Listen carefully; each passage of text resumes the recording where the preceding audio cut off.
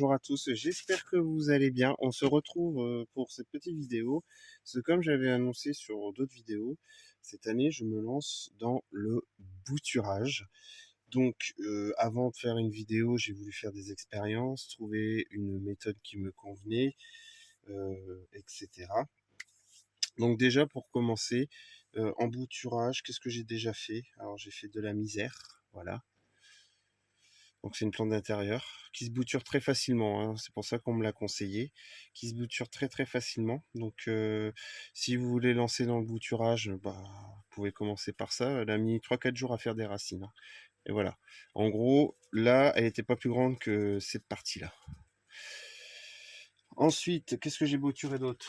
Et ben, ce qui reste assez simple aussi, du basilic. Je vous montrerai comment on va faire. Voilà. J'ai fait de la lavande, bouturage aussi. Voilà. Et j'avais fait un gourmand de tomates. Et puis voilà. Du coup, qu'est-ce que c'est une bouture? Ben, une bouture, c'est une partie d'une plante mère.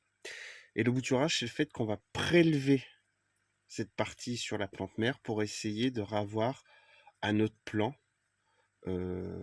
gratuitement, faut dire ce qui est. Donc pour tout ce qui va être les arbres extérieurs en quelque sorte, hein, que ça soit le lilas ou les fleurs comme la lavande, euh, etc.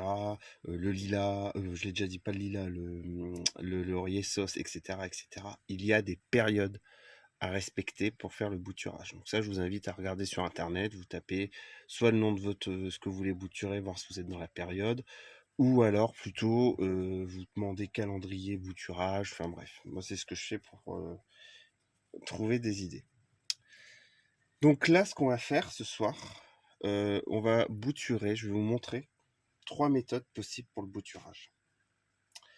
Alors, je vous en montrer 2, parce que la première, je vais pas pouvoir. La première, c'est tout simple, c'est les boutures en pleine terre. Vous prélevez, vous plantez en pleine terre et toujours garder humide. Et ça refera des racines. Ensuite, vous avez le bouturage en godet. Donc en godet, utilisez du terreau spécial semi-bouturage. Et ça, c'est simple. Il faut toujours que le terreau soit humide. Toujours, toujours, toujours, toujours. Il faut toujours bien que ça soit humide.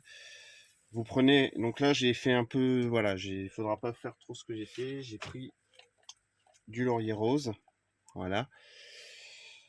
Et moi personnellement, je les recoupe un peu en biais, voilà. Et vous venez mettre votre bouture dans la terre. Mais moi, cette méthode-là ne me convenait pas. J'ai essayé plusieurs choses et ça prenait pas, même des choses assez simples. Donc j'ai abandonné cette méthode-là. Ensuite, vous avez la méthode toute simple. Ben, bon là c'est une tasse, un verre d'eau. Voilà. Donc là avec le basilic, donc là vous retirez le surplus de feuilles. Il faut toujours garder 2-3 feuilles max sur les plants, pas plus. Voilà. Tac. Voilà, on va tirer celle-là et celle-là. Et voilà. Et vous venez juste mettre dans l'eau, tout simplement.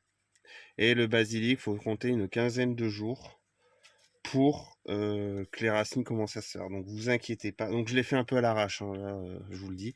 Vous inquiétez pas. Là, ça va commencer à être marron sur votre branche de basilic. C'est pas grave, vous inquiétez pas. C'est que ça se travaille, c'est que c'est en train de se faire. Et après, vos racines vont commencer à se faire. Ce qu'il faut faire quand vous coupez ou vous faites une bouture en général, il faut toujours trouver le nœud de votre branche. Parce que souvent les racines vont se faire à partir de là. On va prendre quelque chose de plus grossier pour que vous voyez. Par exemple, le nœud. Faut que j'en trouve un. Ben là, il n'y en aura pas. Il n'y en aura pas. Bon. Qu'est-ce que je pourrais. Non, je pourrais pas. Ben, il faut, voilà, le nœud. Il faut trouver le nœud. Je suis désolé. Toujours des vidéos à l'improviste. Et du coup, j'ai trouvé, moi, je vais pas vous cacher une autre solution. Ça vient de chez Hydrozone, comme vous devez vous en douter. Au passage, je vous redonne le petit code promo. C'est potager, Potager, euh, et vous avez 15% sur la commande sur leur site internet. Donc je vais vous montrer.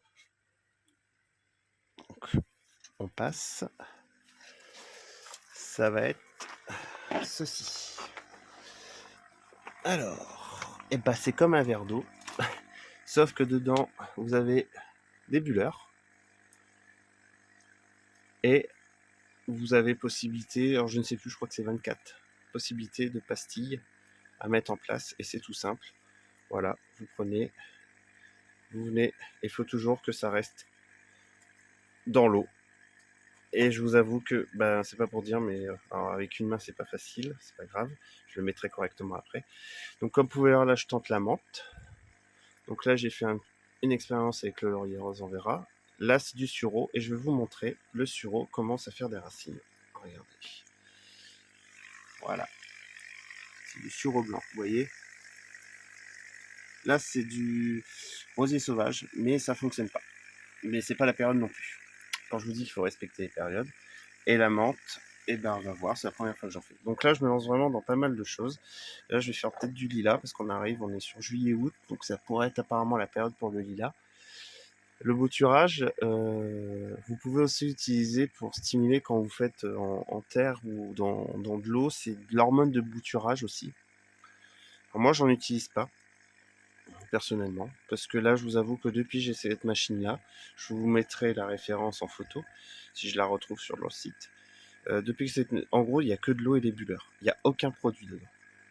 Et l'avantage c'est que du coup vous pouvez faire beaucoup plus de boutures à la fois. Alors c'est mieux de le mettre à l'intérieur. Moi j'ai pas la place, j'ai pas assez de lumière à l'intérieur. Du coup c'est à l'extérieur. C'est entre l'extérieur et la serre. C'est-à-dire que quand il fait trop chaud, je les mets à l'entrée de la serre. Et quand je sais qu'il va pleuvoir et que le temps va pas être top, ça rentre dans la serre. Donc voilà. Et j'ai une bouture qui a pas fonctionné sur ça. Il y en aura peut-être deux avec le rosier du coup, mais je la laisse parce que regardez, elle pourrit pas, elle fait pas la tête, donc je la laisse. C'est une bouture de basilic. Ah, elle a pas pris celle-là. Mais bon. Sinon, tout le reste, tout ce que j'ai fait, tout ce que je vous ai présenté là-bas, tout a été fait là-dedans, tout a pris. Et après, vous remettez en terreau. Donc là, ce qui va se passer, c'est que mes plants, après, ils vont partir. Je vais les donner parce que la vente, j'avais fait du SMI. Vous voyez, comme quoi je tente beaucoup de choses. J'ai voulu tenter la bouture. Alors le géranium, pareil, c'est assez facile à faire aussi. Enfin bref. Du coup, là, il faut que je regarde. Si vous vous lancez dans les boutures, faites comme moi, commencez par du facile à bouturer. Après, il y a des choses peut-être plus complexes à essayer. Mais voilà.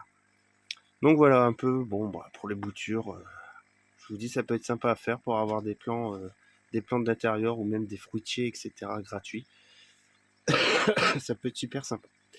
Allez, sur ce, je vous souhaite une bonne journée à tous.